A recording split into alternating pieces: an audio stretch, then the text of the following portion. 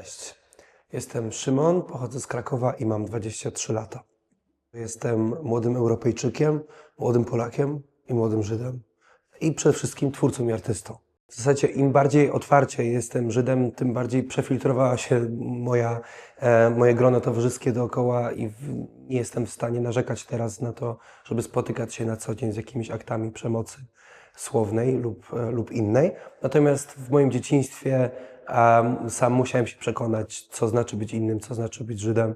i jakie stereotypy panują na temat Żydów w Polsce. Jeden z wielu razów, kiedy wybierałem się do synagogi w piątek w Krakowie, to mijało mnie małżeństwo Polaków, którzy widząc, że idę w kipie do synagogi, zaprawdę nie zakładali, że mogę być żyjącym polskim Żydem, tylko jakimś turystą.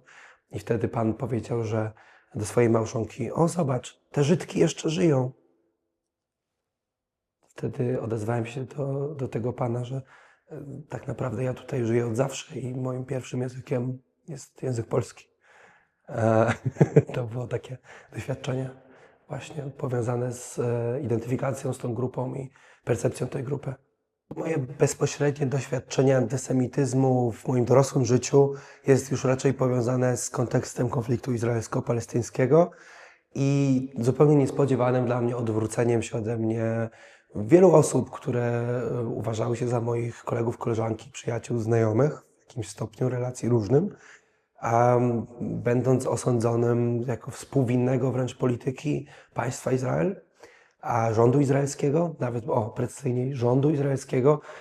wręcz jakieś takie niezrozumienie tego, że tożsamość polskiego Żyda, czy religijna, czy etniczna, nie jest powiązana z polityką państwa Izrael, nie jest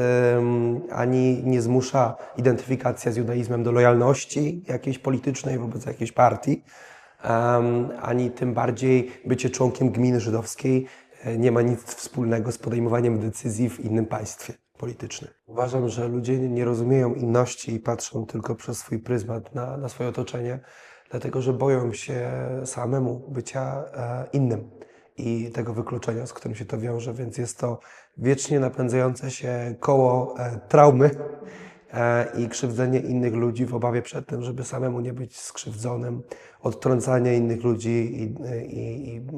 stosowanie wobec nich ostracyzmu po to, żeby w swoim mniemaniu samemu nie być ofiarą ostracyzmu, ale to nigdy nie jest droga